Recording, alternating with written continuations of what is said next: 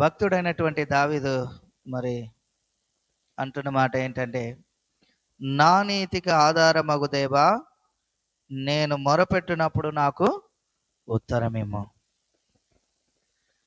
నిజంగా మనము నీతిగా నిలబడాలి అని అంటే, హల్లెలూయా, మనము నీతిగా నిలబడాలి అని అంటే దేవుడు ఆధారం కావాలి. హల్లెలూయా. ఎవరు ఆధారం కావాలి?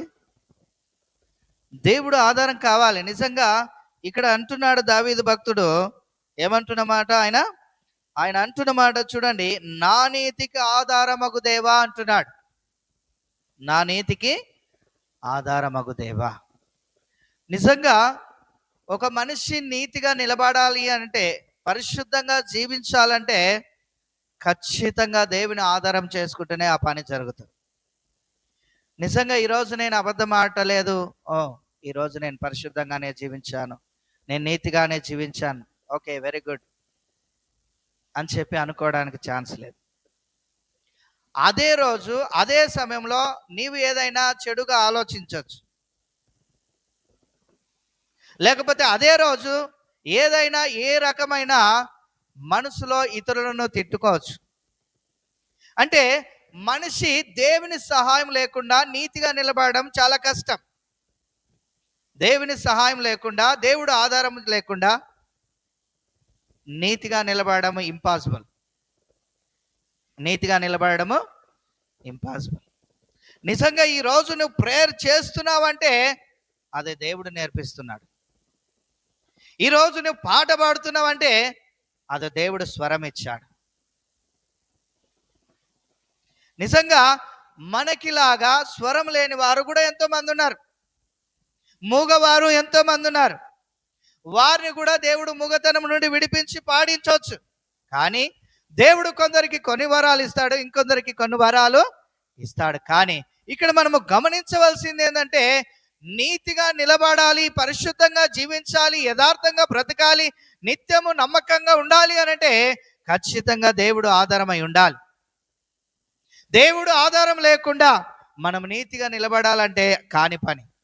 నిజంగా ఈరోజు మనం 3 గంటలు ప్రార్థన చేయొచ్చు, 4 గంటలు ప్రార్థన చేయొచ్చు, రాత్రంతా ప్రార్థనలో గడపవచ్చు. కానీ దేవుడు సహాయం లేకుండా, దేవుడు ఆధారం లేకుండా మరి మనము నిజంగా ఆ ప్రార్థనలో గడపలేం. హల్లెలూయా. ఆ ప్రార్థనలో నిజంగా చూడండి, అందుకే ఆయన అంటున్న మాట, దావీదు ఏమంటున్నాడు అంటే, నా నీతికి ఆధారమగు దేవా. అంటే నేను ఈరోజు నీతిలో నడుస్తున్నానంటే, నీతిగా నిలబడ్డానంటే నీవే నాకు ఆధారం, నీవే నాకు ఆధారం. జ్ఞాపకం చేసుకుందాం ప్రియమైన బిడ్డలారా, ఈ రాత్రి కాల సమయంలో అందుకే ఆయన అంటున్నాడు, ఏమంటున్నాడు అంటే, నేను మొరపెట్టినప్పుడు నాకు ఉత్తరమేమో. నన్ను నీతిలో నడిపించావు, నీతిగా నిలబెట్టావు, నాకు ఆధారమయ్యావు. అయితే నేను మొరపెట్టినప్పుడు నా ప్రార్థన ఆలకించు. చూడండి ప్రియమైన బిడ్డలారా, అందుకే నిజంగా మరి పాటలు కూడా చాలా అర్థాలు దేవుడు మరి చూపించాడు. ఏమని? నా కృషి చేత కాదయ్యా, ఏదైనా నీ కృప మాత్రమేనయ్యా. నిజంగా దేవుని కృప లేకుండా ఒక మనిషి నీతిగా నిలబడలేడు. నిజంగా మనం రక్షింపబడిన రీతిని మనం చూస్తే, ఎఫెసీయులకు రాసిన పత్రిక 2వ అధ్యాయము 8వ వచనంలో మనం చూస్తే, ఒకసారి ఆ మాట చదువుదాం. ఎఫెసీయులకు రాసిన పత్రిక 2వ అధ్యాయము 8వ వచనం చదవండి.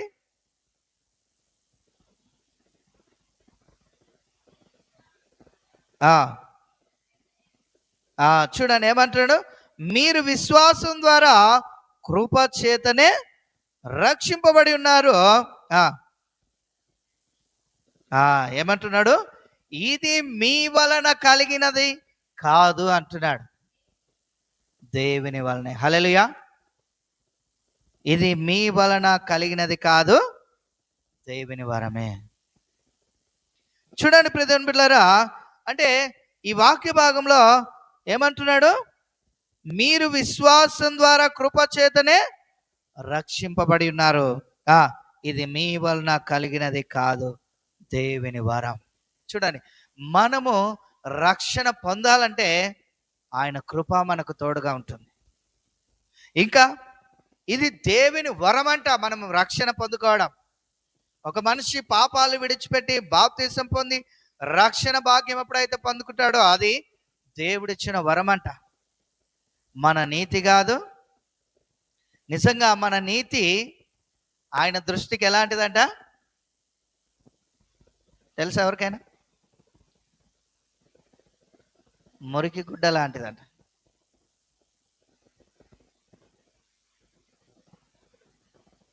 ఎలాంటిదంట? నిజమేనా?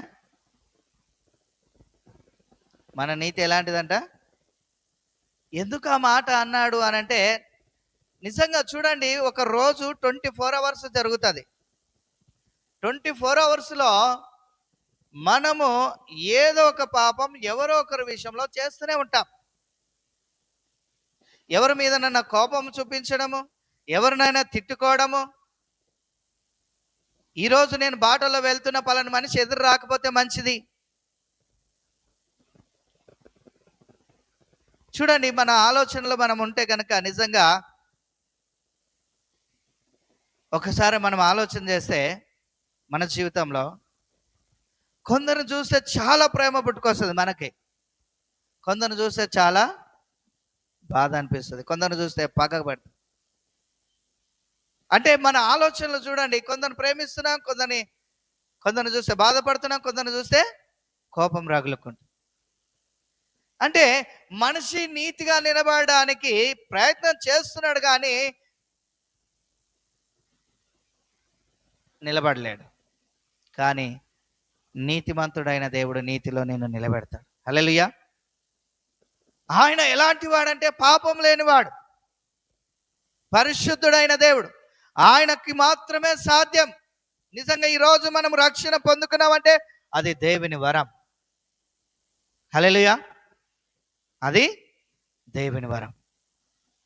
కాబట్టి ప్రియ దేవుని బిడ్డలారా, ఏది ఏమైనా మనము నీతిగా బ్రతుకుతున్నాము అంటే దేవుడు మనకు ఆధారంగా ఉన్నాడు. అది మనం మర్చిపోకూడదు. నేను ఈరోజు 3 గంటలు ప్రార్థన చేశాను, అబ్బా ఎంత పరిశుద్ధంగా బ్రతకడానికి దేవుడు కృప అంటే దేవుడు కృప చూపిండు కాబట్టి నువ్వు నీతిగా అక్కడ ప్రార్థన చేయగలుగుతున్నావు. నిజంగా ఒకవేళ దేవుడు కృప చూపకపోతే 1-2 నిమిషాలు చేసి ప్రార్థన అయిపోకూడదు.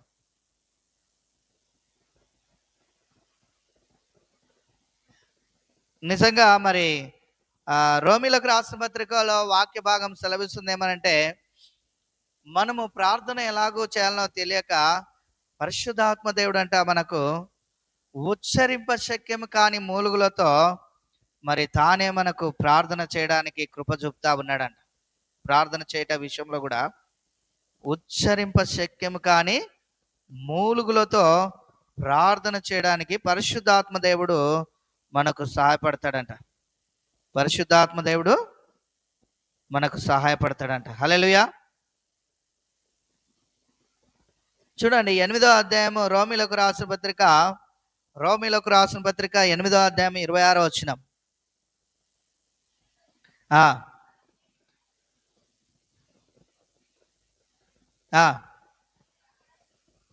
చూడండి, అటువలనే ఆత్మయు అనగా పరిశుద్ధాత్మ దేవుడు మన బలహీనతను చూచి ఏమంటున్నాడు? మన బలహీనతను చూచి సహాయము చేయుచున్నాడు. దేని విషయంలో చూడండి, ఏలైనగా మనము యుక్తముగా ఎలాగూ ప్రార్థన చేయవలెనో మనకు తెలియదు. చూడండి, ఎలా తెలివిగా జ్ఞానముగా ప్రార్థన చేయాలో మనకు తెలియదు కానీ ఉచ్చరింప శక్యము కాని మూలుగులతో ఆ ఆత్మ తానే మన పక్షమున విజ్ఞాపనము చేయుచున్నాడు. చూడండి, మన ప్రార్థనలో కూడా దేవుడు సహాయం ఉంది. మనం నీతిగా నిలబడడానికి దేవుడు సహాయపడుతున్నాడు. మన ప్రార్థనలో దేవుడు ఉన్నాడు. మనల్ని పాపం నుంచి విడిపించి రక్షణ భాగ్యం అందించింది కూడా దేవుని వరమే. అంటే దేవుడు లేకుండా నేను నీతిగా నిలబడ్డాను అని అనుకోవడానికి ఛాన్సే లేదు. అవకాశము ఎంత మాత్రమో లేదని మనం గుర్తించాలి.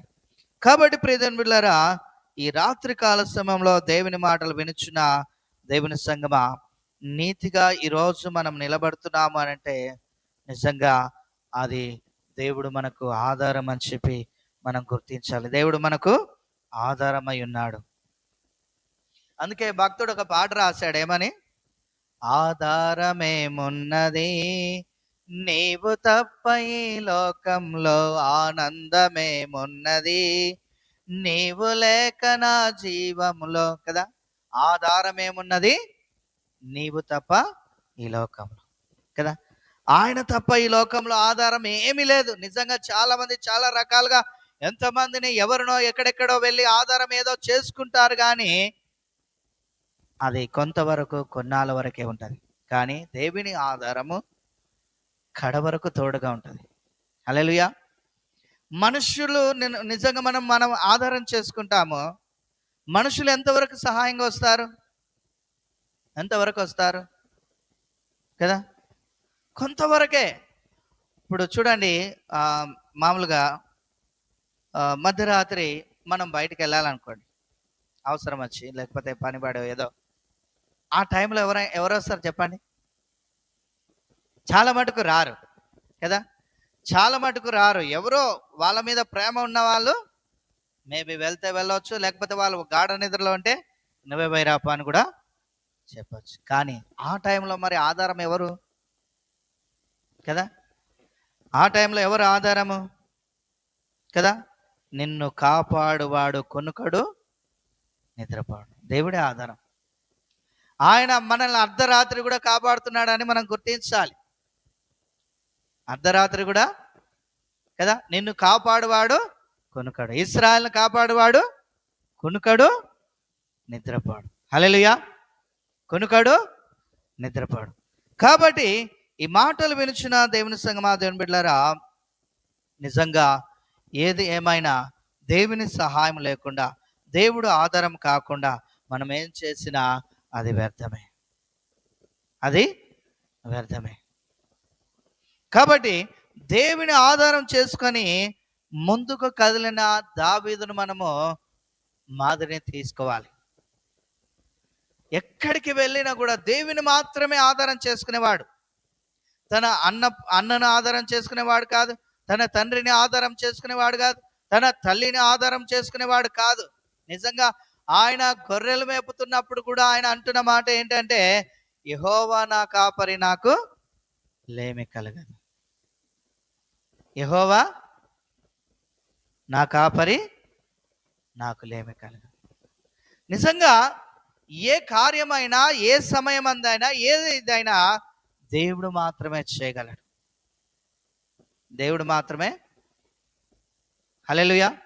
కదా, కార్యము సఫలము చేసే నీకు మహిమ ఘనత యుగములకు, నా కృషి చేత కాదయ్యా, ఏదైనా నీ కృప మాత్రమే నయ్యా.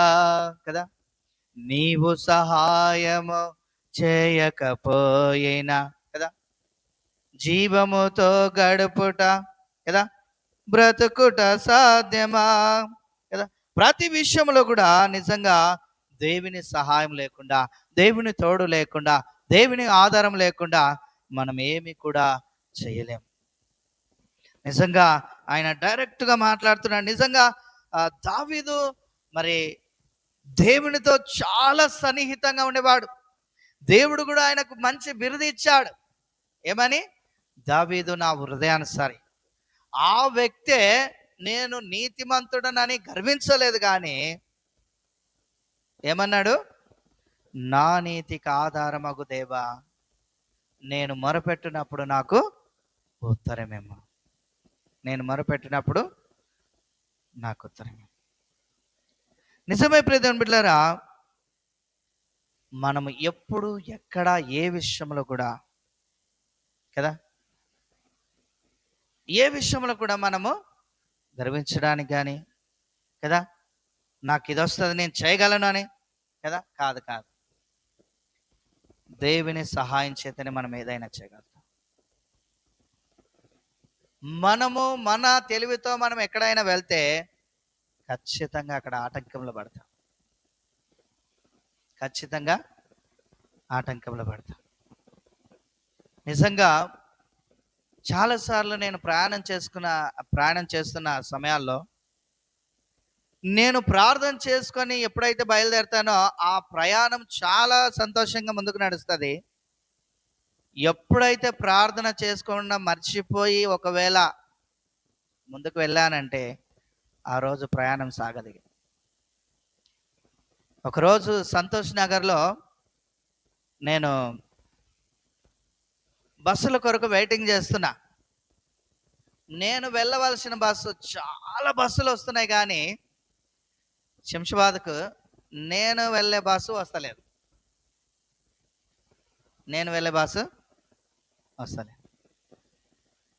అయితే నేను కొద్దిగా ఆలోచన చేసిన. చాలాసేపటికి ఒక అర్ధగంట పైన అయిన తర్వాత, అర్ధగంటనో గంట అయిన తర్వాత ఏమైంది ఇట్లా అవుతుంది అని చెప్పి, గంట అయినా కూడా బస్సు రావట్లేదు అని చెప్పి ఆలోచన చేస్తే ప్రార్థన మర్చిపోయినావు అనే ఆలోచన వచ్చింది.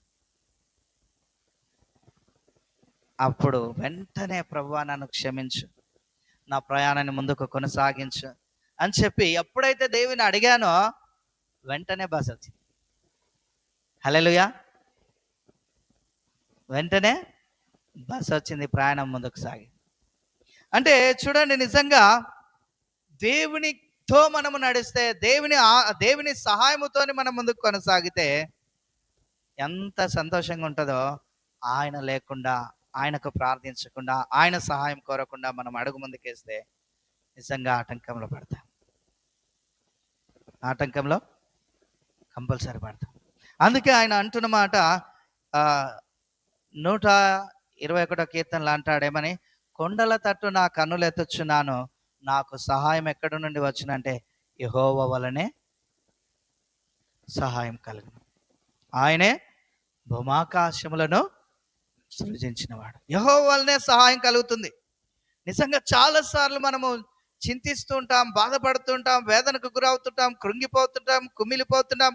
ఏదో ఒక విషయంలో, ఏదో ఒక బాధ, ఏదో ఒక సమస్య. ఎందుకు నేను ఇంతగా కృంగిపోతున్నాను? మనం ఆలోచన చేయాలి. ప్రతి సమస్యకు పరిష్కారము దేవుడు ఉన్నాడు. హల్లెలూయా. ప్రతి సమస్యకు పరిష్కారము దేవుడు ఉన్నాడని మనము మర్చిపోకూడదు. ఏమంటాడు ఆయన? ఆయన మిమ్మల్ని గూర్చి చింతించుచున్నాడు గనక మీ చింత యావత్తు ఆయన మీద వేయండి. చూడండి ప్రియమైన బిడ్డలారా, నిజంగా మనము ఎందుకు చింతించాలి? ఎందుకు బాధపడాలి? ఎందుకు వేదనకు గురి కావాలి? నిజంగా రాత్రల్లా ఏడిచిన వాళ్ళు ఎంతోమంది ఉన్నారు, పగలంతా బాధపడిన వారు ఎంతోమంది ఉన్నారు. కానీ దేవుని సహాయం కోరడం మాత్రం మర్చిపోతున్నారు. దేవుని ఆధారం చేసుకోవడం మర్చిపోతున్నారు. జ్ఞాపకం చేసుకునండి, దేవుని అడుగుతున్న ప్రతిసారి మనకు దేవునికి పాపం అనే అడ్డుగోడనే ఉంటుంది. అది ఎక్కడ తప్పిపోయినామో దేవుడిని అడిగితే దేవుడు గుర్తు చేస్తాడు. ఆ తప్పును ఒప్పుకుంటే మన పని దేవుడు మొదలు పెడతాడు. ఆ తప్పును ఒప్పుకుంటే దేవుడు మన పనిని మొదలు పెడతాడు. ఒకవేళ ఆ తప్పును ఒప్పుకోకుండా మనకు కావాల్సింది కావాలంటే దేవుడు ఇయ్యాడు. వాక్యంలో ఏమంటుంది? యెషయా గ్రంథం 59:1 అంటాడు, ఏమంటాడు? రక్షింపనేరక ఉండునట్లు నా హస్తము క్రొచ్చ కాలేదు, విననేరక ఉండునట్లు నా చెవులు మందం కాలేదు, మీ దోషములు నాకు అడ్డుగా వస్తున్నాయి అంటాడు. ఆ దోషములు, ఆ పాపములు ఏవైతే తీసేసుకుంటామో మన ప్రార్థనకు దేవుడు జవాబిస్తాడు. ఈరోజు నువ్వు ఎందుకు ఏడుస్తున్నావు? దేవుడు ప్రశ్నిస్తూ ఉన్నాడు. ఎందుకు ఏడుస్తున్నావు? ఎందుకు బాధపడుతున్నావు? ఎందుకు కృంగిపోతున్నావు? మనకు సహాయకుడు లేడా? మనకు తోడుగా ఉండే దేవుడు లేడా? ఆయన అంటున్న మాట ఏంది? యెషయా గ్రంథం 43:5 అంటాడు, ఏమని? భయపడకము, నేను నీకు తోడైనా. యెషయా గ్రంథం 41:10 అంటాడు, అక్కడ కూడా ఏమంటాడంటే, చూడండి ఆ మాట చదువుదాం.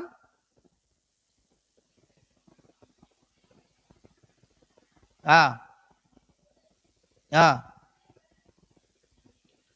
ఆ, చూడండి ఏమంటాడు, భయపడకము, నేను దేవుడనై ఉన్నాను. దిగులు పడకము, నేను నిన్ను బలపరుస్తాను. చూడండి, దిగులు పడద్దు. మనం దిగులు పడితే మన దేవుడిచ్చే బలం నేడబందుకుంటాం. మనం దిగులు పడుకుంటూ ఉంటే మనం ఏం చేయాలంటే ప్రార్థించాలి. హల్లెలూయా. ప్రతిఫలం కొరకు ప్రార్థించాలి, కానీ దిగులు పడడము మానేయాలి కదా. ఏమంటున్నాడు, దిగులు పడకమని నేను నిన్ను బలపరుతును. చూసినావా ఏమంటున్నాడు ఇక్కడ, నీకు సహాయము చేయవాడును నేనే కదా. నీకు సహాయము చేయవాడును నేనే. నీతి అను నా దక్షిణాస్తంతో, చూసినావా దేవుడు, నీతి అను నా దక్షిణాస్తంతో నిన్ను ఆదుకుంటాను. నిన్ను ఆదుకునే చెయ్యి ఎలాంటిదంటే నీతి గలది. నీతి అను నా దక్షిణాస్తంతో నిన్ను ఇట్లా ఆదుకుంటాను. నీ బాధ నుండి విడిపిస్తాను, నీ రోగం నుండి విడిపిస్తాను, నీ సమస్య నుండి నిన్ను కాపాడుతాను. నువ్వెందుకు దిగులు పడతావు? నువ్వెందుకు భయపడతావు? నేను నీకు దేవుడుగా లేనా అని దేవుడు ప్రశ్నిస్తా ఉన్నాడు.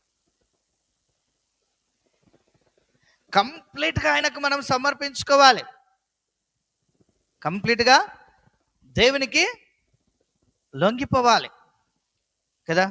భక్తుడు పాట రాశాడు ఏమని, యేసుని చేతికి ఇక లొంగిపోదును, విశేషము గరుపించుము నా శేష జీవితం, నా బ్రతుకు దినములో లెక్కింపనేపుము, దేవాయి భువిని వీడు గడియ నాకు చూపుము, ఇంకొంతకాలము ఆయుష్ పెంచుము, నా బ్రతుకు మార్చుకొందును సమయము నిమ్ము, ఎన్నో సంవత్సరాలు నన్ను దాటిపోవుచున్నవి, నా ఆశలు నా కలలనే వెంబడించుచుంటిని, ఫలాలు లేని వృక్షము ఎదిగిపోతిని, ఏనాడు కూలిపోదునో ఎరుగకుంటిని,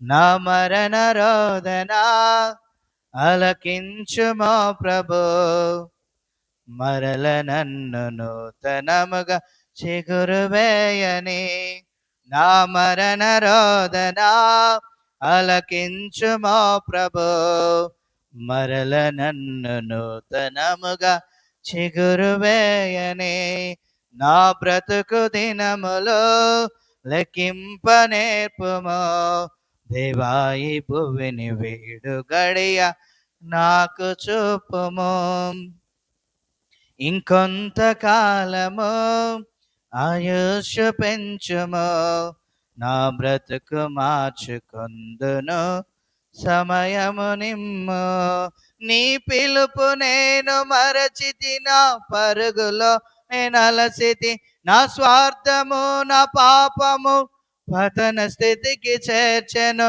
నా అంతమెటుల నుండును భయము పుట్టుచున్నది, దేవా నన్ను మన్నించుము, నా బ్రతుకు మార్చుము, యేసుని చేతికి ఇక లొంగిపోదును, విశేషముగా రూపించుము నా శేష జీవితం.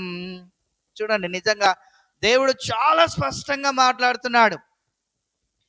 భయపడకు, నేను నీకు దేవుడుగా ఉన్నాను, దిగులు పడకు, నేను నిన్ను బలపరుస్తాను, నీకు సహాయం చేయవాడు నేనే, నీతి అను నా దక్షిణాస్తంతో నిన్ను ఆదుకొందును. మనకు రిపీట్ వచ్చే ఆలోచన, బాధ, ఈ తలంపులు చెడ్డ అంటే మనల్ని బాధ పెట్టేటివి కాదు రావచ్చేది. దేవుని శక్తివంతమైన మాట మనలో మరలా మరలా మరలా మనల్ని బలపరిచే రీతిగా దేవుని మాటలు మనము జ్ఞాపకం చేసుకోవాలి. హల్లెలూయా.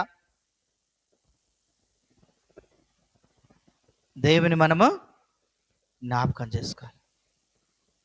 ఈ రాత్రి నిజంగా దేవుని ఆధారం చేసుకున్న మరి భక్తుడైనటువంటి దావీదు అంటున్న మాట రెండో మాటలో ఏమంటాడు చూడండి, అదే భాగంలో 1వ వచనంలో 2వ భాగము ఏమంటాడు చూడండి, ఇరుకులో ఆ విశాలత కలగజేసిన వాడవు నీవే కదా. ఏమంటున్నాడు? ఇరుకులో విశాలత కలగజేసిన వాడు దేవుడు. నీవు ఇరుకులో ఉన్నావా, ఇబ్బందులో ఉన్నావా, సమస్యలు ఉన్నావా, దేవుడు విడిపిస్తాడు. చూడండి ఏమంటుండే ఇక్కడ, నా నీతికి ఆధారమగు దేవా నేను మొరపెట్టినప్పుడు నాకు ఉత్తరమేమో, ఇరుకులో నాకు విశాలత కలగజేసిన వాడవు నీవే, నన్ను కరుణించి నా ప్రార్థన అంగీకరించుము. నన్ను కరుణించి నా ప్రార్థన అంగీకరించు. సో ప్రియ దేవుని బిడ్డలారా, నిజంగా ఇరుకులో, ఇబ్బందుల్లో, ప్రతి విషయంలో కూడా దేవుడే సహాయం చేస్తాడు. ఆ పరిస్థితి నుండి విడిపించడానికి, ఆ పరిస్థితి నుంచి రక్షించడానికి కదా. ఇరుకులో విశాలత కలగజేస్తాడు అంటే ఖచ్చితంగా కలగజేస్తాడు. నువ్వు ప్రార్థించడమే అక్కడే ఆగిపోకూడదు, నమ్మకం కూడా ఉంచాలి కదా. నేను ప్రార్థించాను దేవుడు కార్యం చేయలేదని అనడానికి వీల్లేదు. నువ్వు నమ్మాలి కదా. నమ్ముట నీ వల్ల అయితే నమ్మవానికి సమస్తం సాధ్యం. నిజంగా యోబు భక్తుడు ఒక మాట రాశాడు చూడండి. ఆయన 42వ అధ్యాయము 1వ వచనంలో మనం చూస్తే గనక,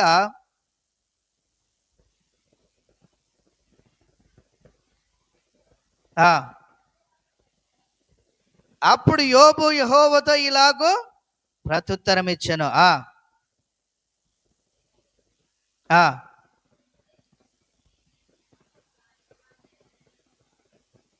చూడండి ఇక్కడ ఏమంటాడు, నీవు సమస్త క్రియలను చేయగలవు కదా. ఆయన చేయలేనిదంటే ఏమి కూడా లేనే లేదు. నీవు నీతిగా బ్రతుకుతున్నప్పుడు నీకు దేవుడు ఆధారంగా ఉండాలి. నీవు మాత్రమే నీతిగా బ్రతకలేవు. హల్లెలూయా. నువ్వు దేవుని ఆధారం చేసుకొని నీతి మార్గంలో నడిస్తే ప్రతి విషయంలో దేవుడు నీ ప్రార్థన వింటాడు, కార్యము జరిగిస్తాడు. ఏమంటాడు ఇక్కడ భక్తుడు, నీవు సమస్త క్రియలను చేయగలవనియు నీవు ఉద్దేశించినది ఏది నిష్ఫలము కానేరదనియో నేనెప్పుడు తెలుసుకుంటుని కదా. దేవుడు ఉద్దేశించింది ఏది కూడా ఆగిపోదంట మన జీవితంలో. దేవుడు ఏదైతే ఉద్దేశిస్తాడో అది ఆగిపోదంట. మనిషి లోబడితే, మనిషి దేవుని ఆధారం చేసుకుంటే, మనిషి దేవునికి తన్ను తాను అర్పించుకుంటే కదా, దేవునికి సమర్పించుకుంటే దేవుడు ఆయన జీవితంలో దేవుడు ఏదైతే ఉద్దేశించాడో దానిని ఖచ్చితంగా చేయగలుగుతాడు. కాబట్టి ప్రతి విషయంలో దేవుని ఆధారం చేసుకుందాం. దేవుడే మన ఇరుకులో విశాలత కలగజేస్తూ మనల్ని బలపరుస్తాడు, మనకు సహాయం చేస్తాడు, మనల్ని ఆదుకుంటాడు, ప్రతి విషయంలో కృప చూపిస్తాడు. దేవుడు అటు కృప మనందరికీ దయచేయను గాక. ప్రార్థన